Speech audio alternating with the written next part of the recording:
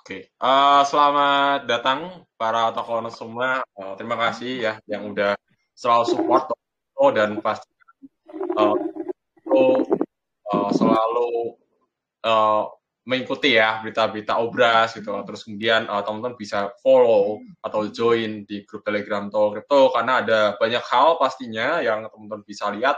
Kebetulan di bulan-bulan Februari ini ada UTAS dan UTAS ini salah satunya adalah memberikan informasi terkait berita-berita yang terjadi di pasar kripto dan tentu aja kita bakal bahas untuk berita-berita tersebut di sinyal Obras ini. Jadi pastikan pantau dari awal sampai akhir dan pastikan juga Tokonas itu dior ya, disclaimer bahwa ini merupakan analisa pribadi aja, bukan ajakan beli atau jual karena apapun sinyal yang kutunjukkan nanti itu hanya sebatas watchlistku aja. Teman-teman boleh nyontoh asalkan dengan tanggung jawab dan kesadaran penuh ya bahwa tombol buy and sell itu ada di tangan teman-teman. Sekiranya kalau memang nggak cocok atau nggak mau ikut dan sebagai macam ya silahkan aja. Aku tidak memaksa apapun, aku cuma ngasih watchlistku untuk berpotensi bullish atau bearish di minggu ini. Pasti bisa salah ya. Bahkan yang harusnya bullish jadi bearish itu juga biasa banget. Pastikan teman-teman tuh pantau aja. Nah, aku bakal share screen teman-teman terkait dengan sentimen ya yang terjadi di minggu kemarin sebenarnya ada apa sih gitu. Kok Bitcoin itu bullish bahkan diikuti oleh kebanyakan altcoin lainnya ya. Aku bakal tunjukin.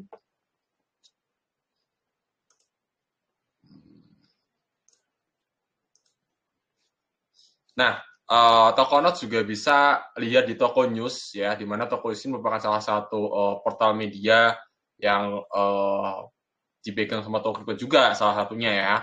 Dan teman-teman bisa lihat berita-beritanya di aplikasi maupun di web tokonews.tokocrypto.com di mana News Toko Crypto ini tujuannya ya itu buat teman-teman tuh tetap update terkait dengan informasi yang ada gitu. Mungkin ya tidak terlalu update yang sebagian macam, tapi seenggaknya teman-teman bisa mendapatkan gambaran gitu.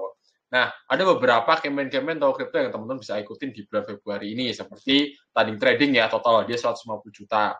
Modal 20.000 bisa nanti masuk ke top transaksi di toko kripto ya. Terus ada launch drop yang kemarin udah selesai ya kan, di mana ya TKO masih cukup bullish, bahkan sekarang itu berada di harga 5.300, 5.400 rupiah ya, yang dimana sebelumnya tuh sebelum ada launch drop di sekitar 4.800, 4.700 kalau nggak salah gitu. Bahkan setelah launch drop berakhir pun TKO masih cukup bagus ya.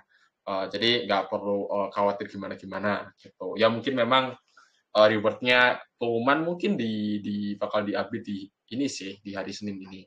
Tapi nggak apa, teman-teman bisa join di trading kompetisi ini yang sekiranya bisa mendapatkan keuntungan. Dan tentu aja ada beberapa token-token yang ini membantu ya, seperti sinyal ngobras, teman-teman bisa tahu mana yang berpotensi bullish sehingga meminimalisir resiko kerugian gitu. Itu bisa juga. Nah, kan sekarang saat ini Bitcoin mencapai di harga hampir menyentuh 50.000 ya, di 48.000 sekian. Dan sekarang udah bergerak turun, ya masih 47, 48.000. Masih cukup bagus untuk Bitcoin dan tak rasa apakah nih, ini kan tahun Imlek ya, dan kebetulan tahun Imlek, tahun Naga, dan kemarin juga Imlek, sekiranya potensinya gimana Mas Yuki gitu untuk pasar kripto. Nih kalau pengalamanku aja ya teman-teman ya. Selama pasar Imlek, sorry kok pasar Imlek, pasca Imlek itu rata-rata memang market mengalami kondisi bullish ya gitu. Bullishnya dari tahun ke tahun mungkin ada yang ya 1%, 2% gitu. Bahkan di tahun kemarin kalau nggak salah 13% deh, 10% lah lebih gitu untuk apa namanya pergerakan Bitcoin pasca Imlek itu tadi. Nah pertanyaannya apakah ini sanggup bertahan harganya di 48.000? Nah kita nanti mungkin aku sedikit ngasih sentimen aja ke teman-teman ya bahwa apapun yang bullish dalam waktu cepat berpotensi untuk reversal cukup cepat juga gitu ya. Jadi pastikan teman-teman kalau emang sekiranya ini udah nggak cocok, secara risk dan reward kurang oke, wait and see dulu aja, nggak apa-apa ya. Karena pada dasarnya banyak trader yang rugi, ya jujur, teman-teman trading dan sebagainya rugi tuh banyaklah teman-temannya. Karena memang mereka tidak sabar untuk menunggu waktu ya. Ya namanya trading itu kan mainnya di timing ya. Tuh.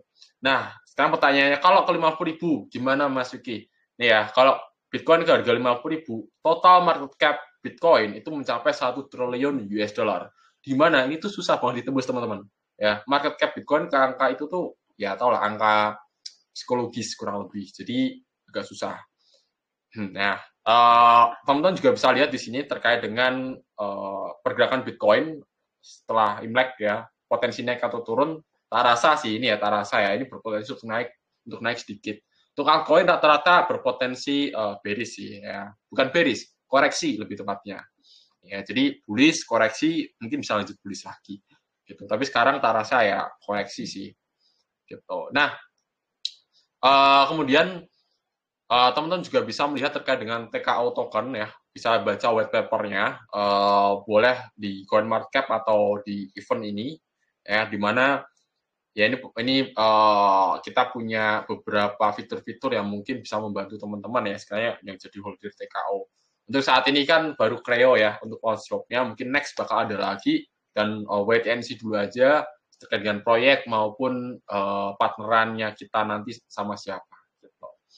Nah, terus juga nih, sebenarnya kenapa kok Bitcoin itu bullish? Nah, ini aku ambil data dari Bitcoin News, ya ini no sponsorship, no partner juga, di mana teman-teman bisa lihat ya, bahwa 9 ETF itu ada Fidelity, IBTC, ya, kemudian ada Fakir dan sebagainya macam, ada 9 perusahaan, itu sudah mengakumulasi sekitar 208.878 Bitcoin, ya senilai 10 billion dolar ya. Setelah ya kita tahu Grayscale mereka memiliki sekitar 500 ribuan ya. Ya mungkin masih ada proses penjualan untuk Grayscale itu sendiri. Tapi ya mereka sudah mengantongi 9 ETF itu tadi. Di mana ETF ini ya kita bisa lihat secara holding in units ya, di mana saat ini GBTC itu hampir ya 500 ribu, di ETF ini di 200 ribuan gitu. Nah, kemudian secara IBIT ya, IBIT ini punyanya BlackRock itu memiliki sekitar 87.000 Bitcoin ya senilai 4 billion US dollar, dan FBTC ya Fidelity itu menyimpan 70.000 BTC ya, 69.000 lebih tepatnya. Itu sangat-sangat besar ya kan, dimana mungkin mereka akan terus mengakumulasi. Tapi pertanyaannya apakah ini akan terus dapat bertahan harganya gitu kan? Dalam artian mereka akan terus akumulasikan, enggak juga teman-teman. Di mana aku ambil dari pollingnya si JP Morgan, di mana 78% institusional investor itu belum berminat untuk mengakumulasi atau trading kripto, terutama Bitcoin gitu. Jadi peluangnya masih besar banget teman-teman. Ya, jadi growth untuk space growth-nya untuk Bitcoin itu cukup tinggi, lebih seperti itu. Oke, itu udah aku ceritain semuanya. Jadi potensi untuk jangka panjang ya Bitcoin pasti bukan pasti sih, lebih dominan untuk bullish, apalagi menjelang halving. Tapi hati-hati ya, pasca pre-halving biasanya akan ada koreksi cukup dalam biasanya. Jadi agak hati-hati aja teman-teman. Kalau yang sekali cuan di hold dulu aja, nggak apa-apa. Nanti akan ada timing, misal crash baru entry gitu ya. Dan kalau teman-teman mau trading ya pasang stop loss. Nah, langsung aja kita ke sinyal ngobrasnya ya. Minggu kemarin gimana Mas Yuki gitu untuk performanya kita lihat ya. Nah, ada WLD, ada maaf, ada Nitron, NIR, Protok, NIR, terus CFX. Di mana ya? Kebanyakan itu untuk WLD, Nitron, NIR, CFX ini mengalami kenaikan ya. Kemarin di Toko News itu aku sudah prediksikan teman-teman ya, bahwa ada 2 token yang berpotensi bullish, yaitu WLD dan NIR. Dalam artian bullish tepat, sisanya adalah Nitron dan CFX. Di mana ya ini kita bisa lihat untuk kenaikannya WLD 15%, NIR itu 15% juga. Gitu. Nah, untuk WLD ini targetnya kemarin itu 13% sih. Gitu. Jadi overachieve lah. Gitu. Tapi sayang sekali Maverick ini ya, Maverick ini minus 6% kalau kita masih hold. Kalau kena cut loss di 2,99%, 3%. Kemudian ada last bad weekly watchlist ya, itu ada ORDI, ada SWI, ACE, dan terus kemudian ada NMR. Dimana memang ini bullish ya. Jadi bisa dikatakan market kemarin itu emang bullish banget dipicu karena Bitcoin itu sendiri mengalami kenaikan yang luar biasa dari 43.000 ke 48.000 gitu. Jadi altcoin ikut keangkat kurang lebih. Namun NMR ini mengalami koreksi sekitar 10%-an. Gitu. Kita lihat berdasarkan analisa aku nanti di minggu ini apa aja. Yaitu ada ENS, Creo, Doge, WRX, dan Solana. Di mana Creo ini berpotensi mengalami kenaikan 25%. Ya. Kemudian ada diikuti ENS 11,91%.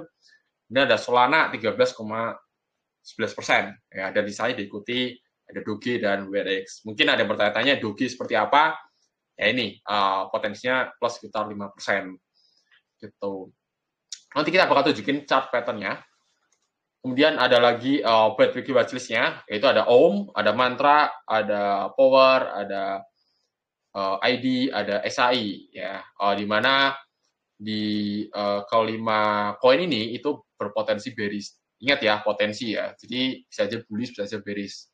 Gitu. Pastikan disclaimer, semua analisa aku tadi yang aku tunjukkan adalah pendapat pribadiku aja, ya. Pendapat trader crypto bukan representatif dari toko crypto itu sendiri maupun dari proyeknya ini. Gitu. Kita langsung ke teknikalnya. Itu ada INS yang berpotensi bullish ya. Nah, INS ini dia yang berpotensi bullish lebih cepat ya. Yang aku bilang tadi, ada 5 koin yang berpotensi bullish. Biasalah ya, aku spill mungkin ada 2 atau 3 gitu. Salah satunya adalah INS ini. INS ini berpotensi bullishnya tuh cukup cepat ya. Karena pertama, volumenya itu lumayan kenceng di sini. Diindikasikan ini ada volume buy cukup tinggi ya di area ini. Kemudian diikuti juga ini ada bullish aku lupa sih namanya. Inverted hammer ya, inverted hammer. Jadi berpotensi dia tuh bullish reversal ke atas. Jadi secara RSI ini golden cross lumayan bagus. Volume lumayan bagus, diindikasikan juga next candlestick ini lumayan bagus. Jadi secara technical ini NS cukup bagus lah. Dengan stop loss di 21,29 dengan potensi minusnya sekitar 4%-an kalau kena stop loss. Gitu. Dengan potensi plusnya 12%. Jadi 1/3 lah ya. Lumayan bagus secara risk dan reward-nya. Secara RSI juga masih cukup bagus, belum overbought, overbuy, belum oversell juga. So far, so good ini. Kemudian ada Creo ya. Creo ini berpotensi untuk bearish sementara waktu ya. Kita wait and see dulu untuk Creo. Karena secara RSI juga ini mau dead cross, diindikasikan juga dengan ada volume.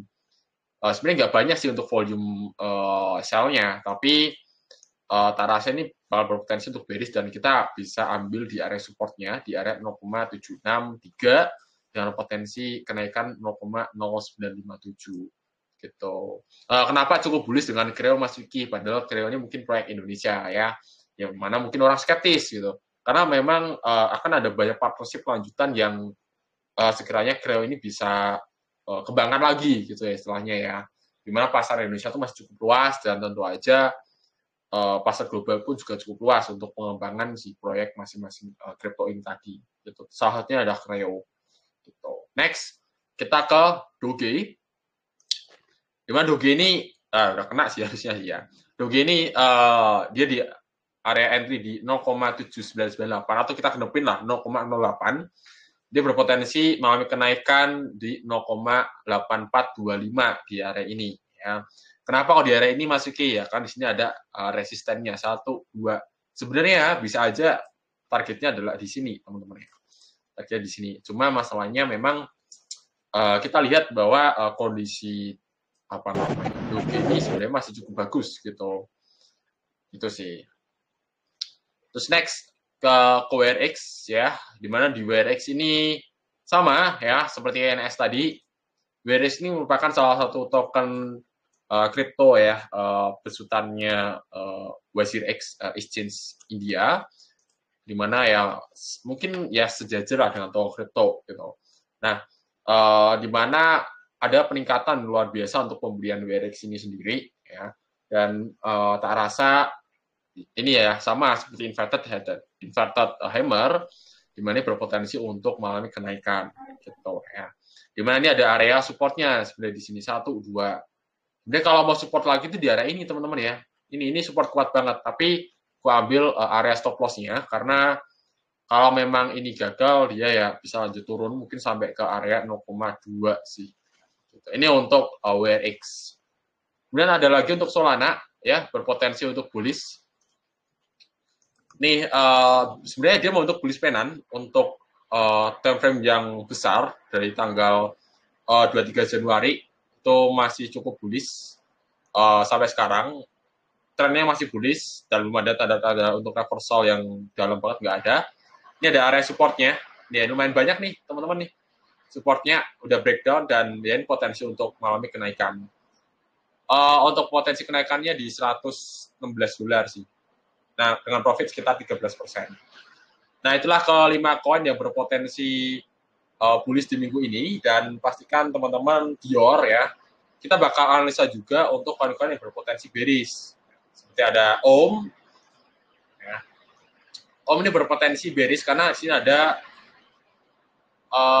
hidden bearish divergence. Sorry ya, ini agak hujan, mungkin agak berisik buat teman-teman. Harapannya sih nggak keberisikan ya harapannya ya. Nah, ini potensi untuk bearish ya, dimana ada inverse bearish divergence, bearish divergence. Secara RSI dia terus melemah, secara candlestick dia terus mengalami kenaikan. Kemudian ada indikasi untuk pressure selling kuat di area ini. Berarti teman-teman WTNC yang sekiranya hold OM, potensi dia konfirmasi turun atau enggaknya itu di malam ini sih. Itu untuk OM. Dia udah naik sekitar 1.500% ya dari kemarin Desember. Ya, kurang lebih gitu. 500 sampai 700%-an untuk OM. Kemudian ada Manta ya. Ini Manta, teman-teman yang sekiranya suka hold untuk koin-koin yang baru listing, itu ada Manta. Di mana ini ada breakdown udah jelas banget ya. Pressure selling kuat. Di sini juga RSI-nya juga jatuh banget, otomatis ini pressure penjualan cukup tinggi sih. Nah, dia berpotensi untuk mengalami kenaikan sedikit ya teman-teman ya. Teman-teman yang masih hold Manta mungkin bisa cari-cari untuk exit-nya ya. Karena ini kalau technical ya, aku based on trader sih, ini harusnya kalau ada pasar derivatif mungkin di short lah, tapi kayak gitu. Cuma atau crypto kan pasar spot, gak ada short dan sebagainya macam. Jadi lebih baik di cut loss. Kalau aku pribadi sih itu entry lagi di area ini. Kalaupun nggak entry di area ini, mungkin entry di area 2,6 pun juga lumayan bagus. Teman-teman bisa dapat koin Manta lebih banyak. Ini ada power ya.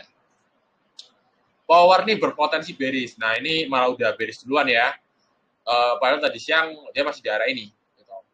So far dia berpotensi bearish sampai ke area ini 0,3762, di mana RSI-nya udah jenuh banget ya, udah jelas nih. Ini aku nggak usah ngasih tahu ke teman-teman, ini udah jenuh banget, pembeliannya udah over banget, dan volumenya ini gila tinggi banget ya di sini ya. Biasanya rata, ini tinggi banget, otomatis pembeliannya sangat-sangat besar, sehingga kalau udah seperti ini ya mungkin ada yang cut loss, ada yang taking profit gitu-gitu, sehingga berpotensi untuk bearish dengan estimasi 0,3762 untuk harga penurunannya. Bisa nggak sih Mas turun lagi? Nah kita lihat di sini ya teman-teman ya. Ini ada support nih 1, 2. Ya ada 2 ini untuk supportnya, dan ini adalah area resistannya. Sebenarnya area next resistannya tuh di area ini teman-teman. Ya, di area ini. Ini adalah area resistannya. Cuma ya tak rasa ini trennya reversal sih untuk power. Kemudian ada Space ID. Nah, ini Space ID baru aja dia berpotensi untuk reversal gitu. Kenapa? Ada double top di sini 1, 2. kemudian dikonfirmasi. Kita tunggu satu candlestick lagi teman-teman, mungkin di malam ini, untuk ID ini apakah dia berpotensi bearish atau lanjut melakukan bullish gitu loh. Ya, kalau bullish berarti dia bisa naik lagi nih. Tapi kalau pendapat pribadiku dengan indikator RSI yang mulai slowing down ya, ini sama teman-teman ada inverse apa namanya, bearish divergence ya, sorry bukan inverse lagi. Ini ada bearish divergence, tapi di satu sisi secara candlestick dia naik ya, dia berpotensi untuk bearish gitu, untuk ID ini. Kemudian ada lagi ada SAI ini aku masih agak ambigu teman-teman ya sebenarnya untuk SAI ini, karena dia di satu sisi dia mengalami break up ya, mengalami kenaikan, tapi satu sisi RSI ini dead cross gitu, dan di sini ada pressure penjualan cukup kencang gitu. Kalau turun pun nanti akan turun ke area 0,92 dulu sih, tak rasa sih di area ini. Ya, terus turun ke area 0,8497. Kita hadapin 0,85 lah gitu. Tapi kalau menurutku pribadi dengan kenaikan yang cukup masif ini gitu kan, ini berpotensi untuk koreksi sih, untuk ya koreksinya mungkin nggak dalam lah 13%-an untuk SAI. Itulah kelima koin yang berpotensi bearish di minggu ini ya. Harapannya teman-teman bisa menggunakan analisa pribadi lagi ya lebih lanjut, karena ini merupakan analisa pribadi gue aja, dan teman-teman bisa coret-coret sendiri.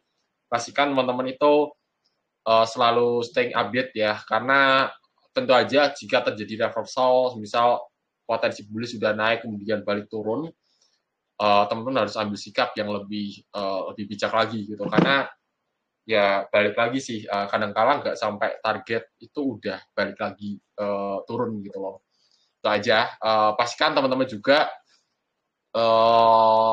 gunakan dana dingin ya, dan ada beberapa campaign yang teman-teman tuh bisa ikutin, kayak ikutan trading kompetisi ya 150 juta plus ikutan mungkin ya trading pakai analisaku atau trading pakai analisa pribadi teman-teman dengan acuan punya aku, mungkin itu juga cukup membantu buat teman-teman. Itu aja dari aku untuk sinyal ngobras ini, sampai jumpa di next sinyal ngobras edisi selanjutnya.